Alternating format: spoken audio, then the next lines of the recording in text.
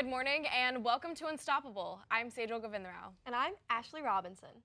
On this month's show, we'll be breaking down the NFL season, taking a look at the upcoming NHL season, and of course, watching top plays with Rami and Isa. We also have a brand new interview with GW men's basketball head coach Chris Caputo. But first, it's time for the rundown.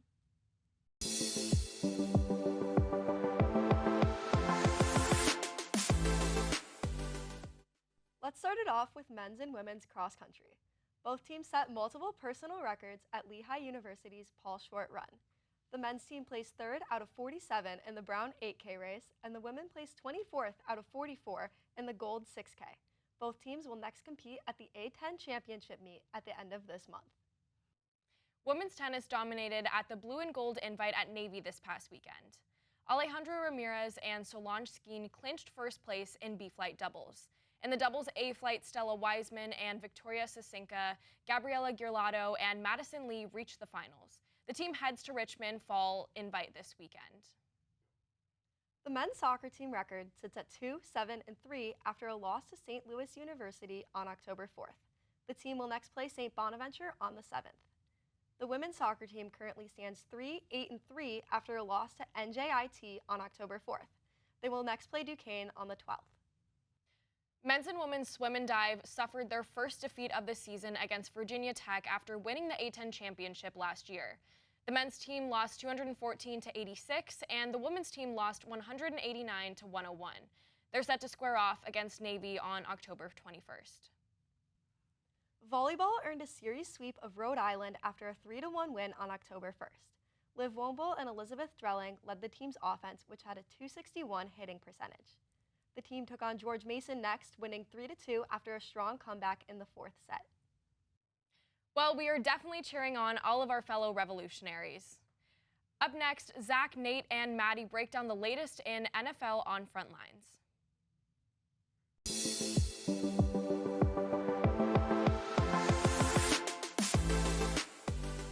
Hey everybody, welcome to the Frontline. I'm Maddie Grignon, joined by Zach Brody and Nate Manilow. We're finally getting into the flow of the NFL season and coming off an exciting Week 4 all over the league.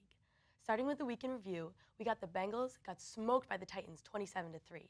No touchdowns for Joe Burrow last Sunday or this season. Zach, what happened? Well, I mean, the Bengals are 1-3, but the real question is it on Joe Burrow? And if you ask me, it really isn't as much as people think. Through those first 4 weeks of the season, he's been sacked 8 times and hit 30 times. You can't throw touchdowns from the floor. Playing the Titans crucial 3rd and 7, he just gets absolutely obliterated. The line not there to help him. And then again, the next little while later, second quarter, 2nd and 5, loses yards again on a play that you need to be there. So, you know, Joe Burrow is the head of the team. He's king, but it's not all on him. It's a lot on the line, and you can't just blame Joe Burrow, Nate. I totally agree, and analysts are confident that the Bengals are going to bounce back, but I think this season already is on a lifeline for Cincinnati.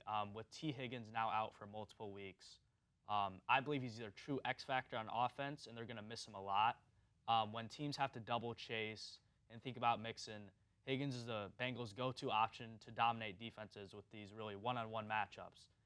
It really simplifies the game down for the Bengals. And also, the locker room situation of the Bengals is super concerning. It seems to be deteriorating fast, and I'm sure everyone has seen the viral clip of Chase calling out Burrow, and that's the last thing you need when your team is trying to get back on track. Burrow's a winner. He's led one of the greatest college teams ever. He took his team to the Super Bowl. He has close to single-handedly turned this Bengals franchise around.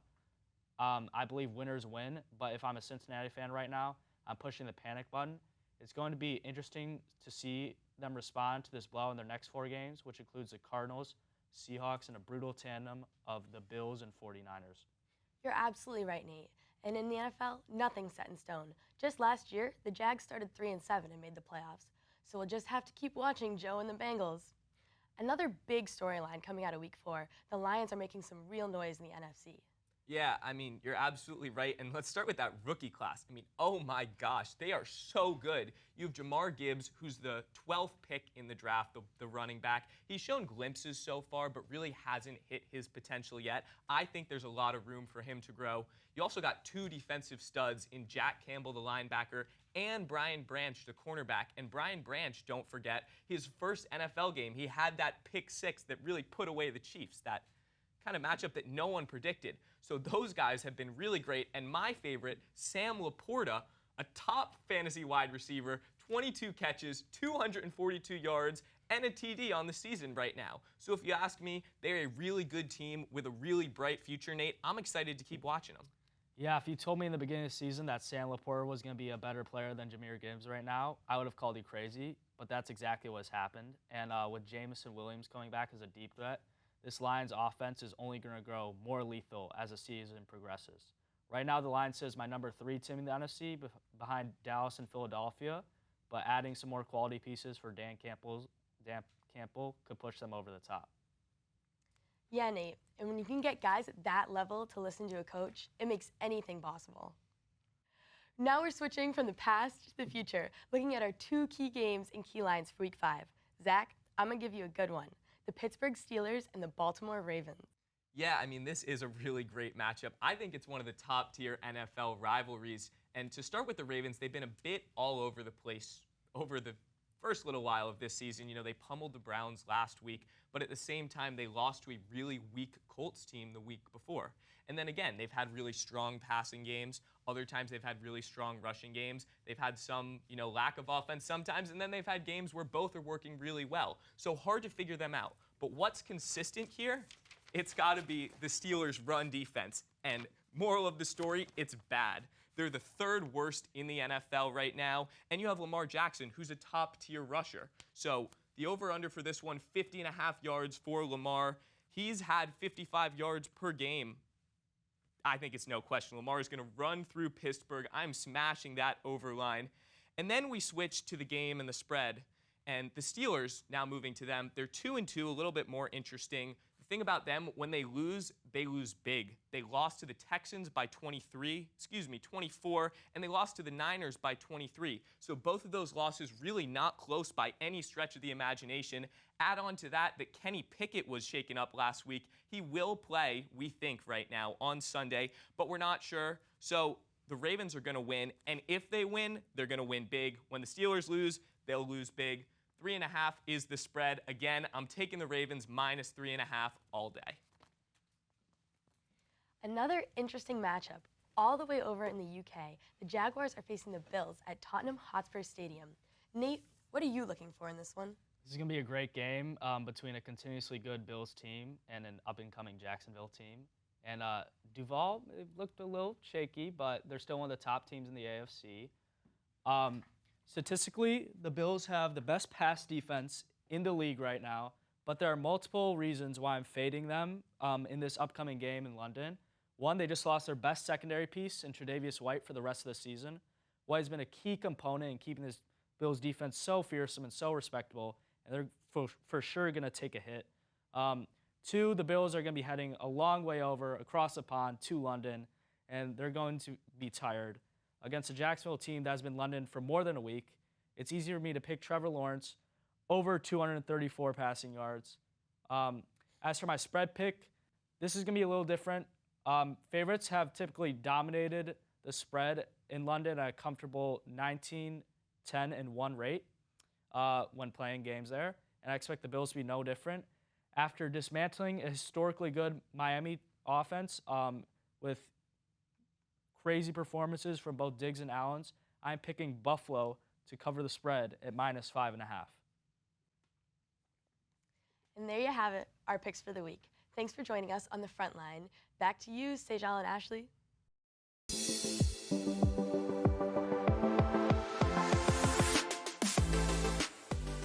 Thanks, Maddie. This is definitely shaping up to be an interesting season. Another interesting season is about to begin in the NHL. Let's toss it to Ryan and Sarah to take us through it. Thanks, Sejal and Ashley. We're excited to have you along for a year of hockey coverage as the National Hockey League opens up action on Tuesday, October 10th. I'm Sarah. And I'm Ryan. Today we're going to walk you through 5 teams who we think are going to take the league by storm this year. First, let's throw it out west. The main question for the season for the Vegas Golden Knights is whether or not they have it good enough to go for back-to-back Stanley Cups. It's happened twice in the last decade, first in Pittsburgh in 2016 and 2017, and then again in Tampa in 2020 and 2021.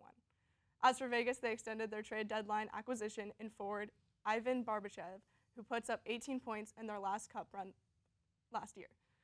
But they were forced to deal away with the original misfit, Riley Smith, who finds himself a member of the aforementioned Penguins. Management extended Aiden Hill, who appeared in 16 of the 22 last playoff games, and Logan Thompson looks to be healthy to start the season, giving the Knights a sturdy tandem. If they want to go for back-to-back Cups this year, they need to stay healthy. Star forward Jack Eichel and captain Mark Stone look to be starting the season healthy, and for Eichel, a healthy year could mean his first 100-point campaign.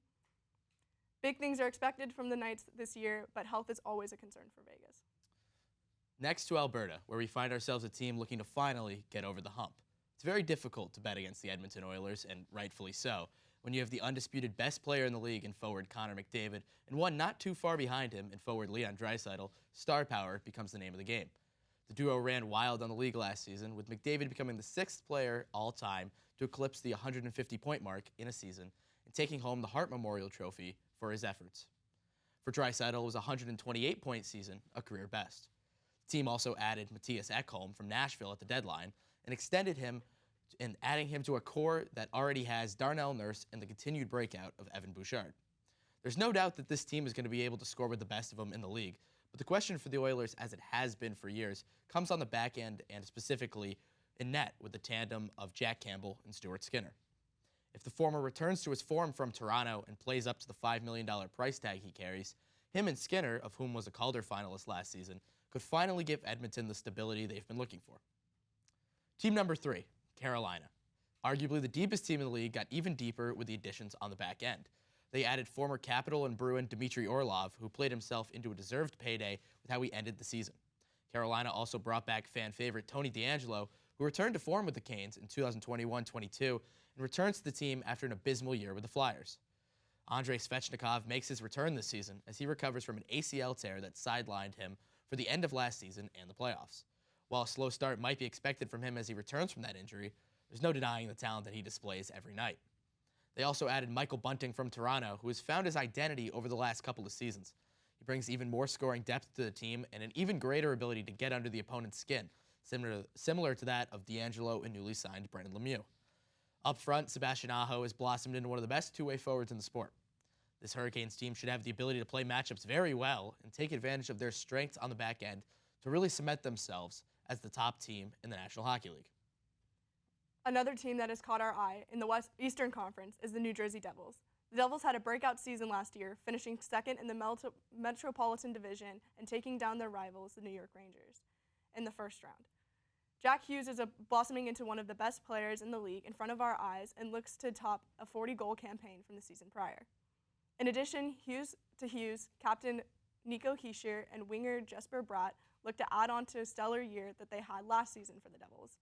Add in a full season of Timo Meier, who had been paid handsomely for his efforts in both Jersey and San Jose, as well as the addition of Tyler Toffoli from Calgary.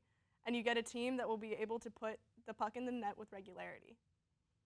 On the back end of the loss of Damon Severson, well, it hurts, but Jack's brother Luke Hughes looks to be ready for more NHL action this season. In goal in tandem of Vivek Vanacek and Akira Schmid look to continue riding their success towards the end of last season, coming into this upcoming one. It will be intriguing to see how the Devils team can fare compared to their last year's success, and see if they have enough to go on for a deeper run come April. The last team we want to highlight today are the Colorado Avalanche. It was an up-and-down year for the Avs last season as the team dealt with gobs of injuries all year. But the 2022 Stanley Cup champions look poised to return to form this year and avenge their first-round exit to Seattle last season. In comes former Stanley Cup champion Ross Colton, who was traded and signed a deal with the team over the summer. Two more additions come in the forms of Ryan Johansson and Jonathan Drouin. Johansson, the former Nashville Predator, comes to Denver on a heavily retained salary and looks to stabilize the second-line center role. Drouin is more of a speculative addition, as he is the former juniors teammate of star Nathan McKinnon, and Joe Sakic and company believe that maybe he can reignite the connection he had with the Avs star forward. On the back end, the team boasts one of the strongest D-cores in the league, led by star defenseman Cale Makar. He's joined by Samuel Girard, Devon Taves, Josh Manson, and Bo Byram, all of whom were members of that 22 Cup-winning team. Netminder Alex Georgiev posted 40 wins last season, second most in the league, as well as a 2.53 goals against average. However, this will be the second year without captain Gabriel Landeskog, whose injuries have kept him out of action since the Cup win. That loss will be felt on and off the ice, but will provide more leadership opportunities for the likes of McKinnon and Mikko Rantanen. But we really think that this Avs team, with all their additions, can bounce back after the tough ending to last season and make a case to be the best overall team in the league. Thanks, Ryan and Sarah. I'm not a huge hockey fan, I'll admit, but I am definitely excited to see some hockey content in Top Plays. Speaking of Top Plays, let's throw it to Rami and Isa for Unstoppable's Top 10.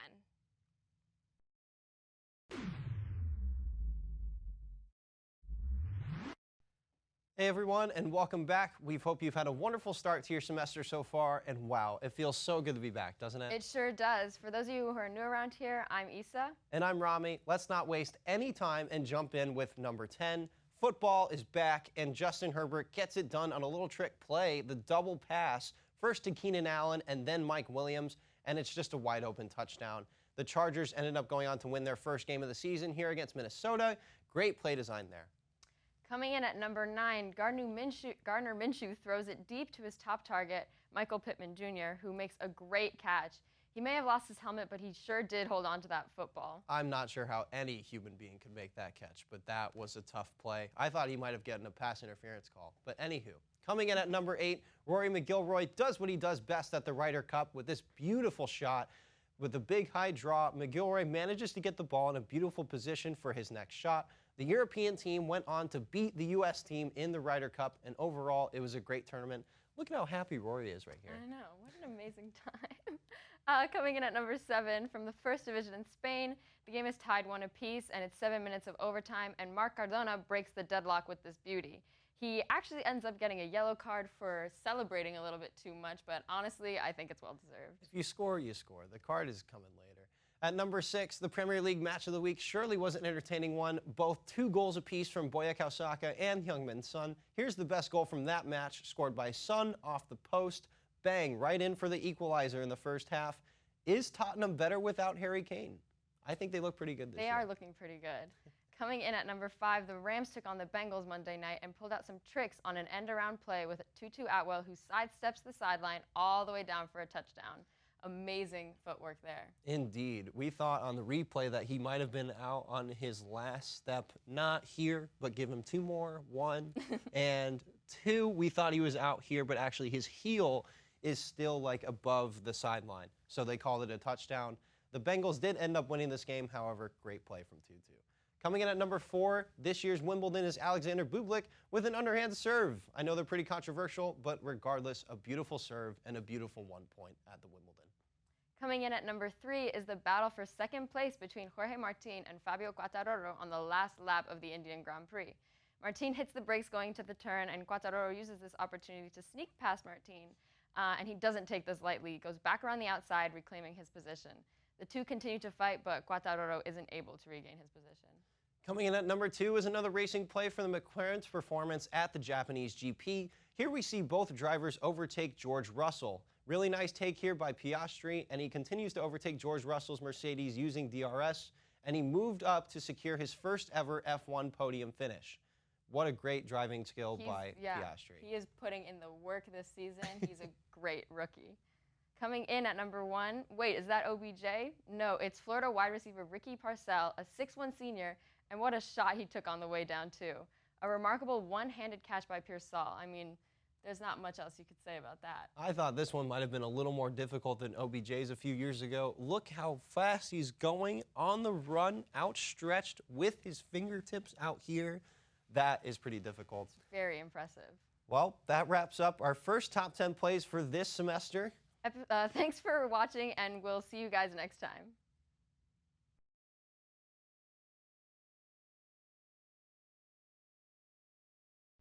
There were some insane moments in there. Glad to have Top Plays back every month.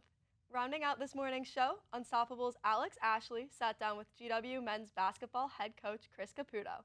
Take a look.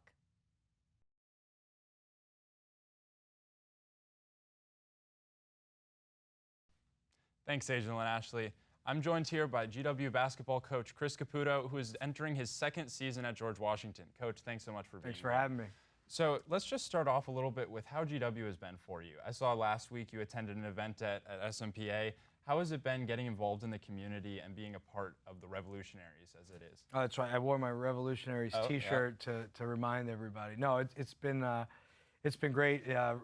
Speaking of last week, it was incredible. Only at GW moment.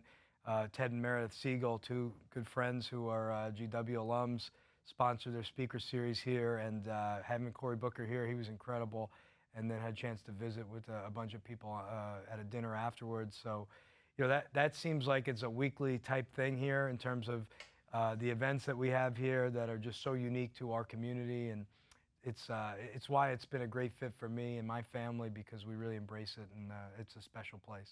Yeah.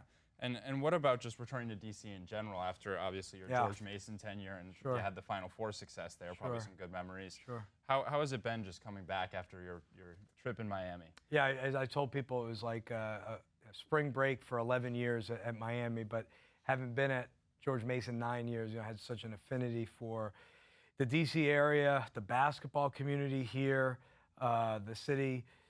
All those things, made it just such a great fit for us to come back. And while we love our time at Miami and got great friends there, and certainly a good place to visit, like in January and February, I think my wife and really feels like this is home. And so, for me, when I was here at George Mason, as much as we were having success, and we did go to the Final Four and a couple NCAA tournaments, and won a game in the NCAA tournament last year against Villanova, GW was having tremendous success.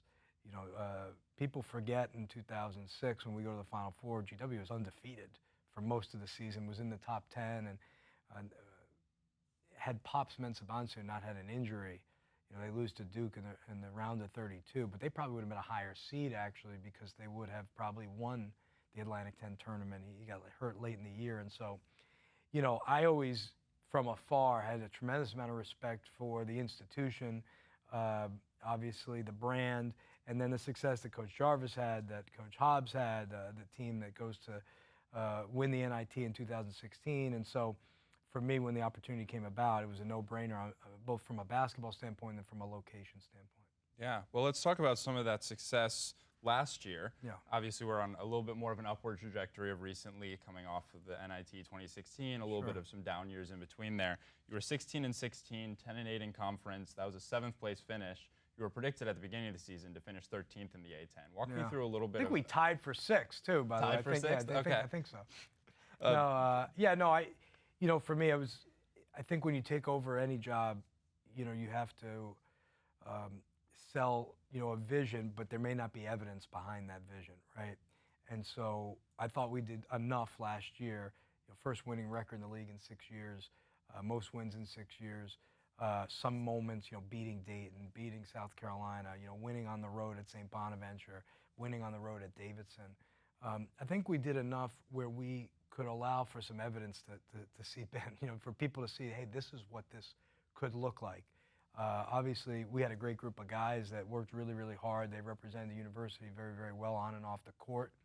And I think going forward now, we have tremendous support from the university administration, our athletic administration, our board. Like, there are people who really, I think, believe in value in what we can do and what we can bring to the university to unite and inspire our community. So I'm very indebted to the guys on their team last year that really bought in and also performed at times at a high level and allowed us to, again, build a little bit of hope, which is such an important thing. Yeah, well, let's talk about that level of performance. You did last year have the best offense in the A10, averaging 76.3 points per game. Yeah. On the other side, though, you allowed the most points per game on defense. We struggled defensively. Yeah. So, what are you looking to address on that coming up this year? I think one of the things I've been involved in teams that were very good defensive teams. One team that was number 1 in KenPom in defensive rating for a good bit of a season. And I knew going into the year we were going to have some struggles defensively, just in terms of our defensive versatility. And I thought our guys gave great effort. I joked a lot during the year, when we were leading the league in scoring and offensive efficiency. I said, you're not going to believe this, but we're spending about 80% of our time in practice on our defense. And we were challenged there, and just in terms of the 8 scholarship players we had, the amount of minutes the guards had to play, the versatility of some of the other guys.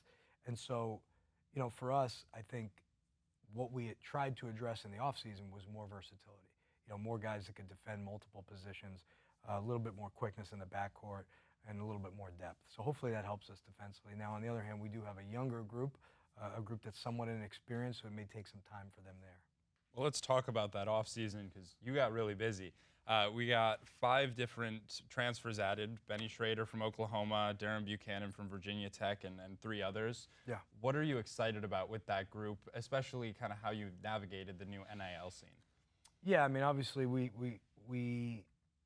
there's a reason to come to GW, right? The program that we can build on one hand, but then the institution, I think those guys really fit. If you look at, Garrett Johnson and Darren Buchanan, both those guys I think are going to be very good players here. In Darren's case, he comes from Virginia Tech, but he's from DC.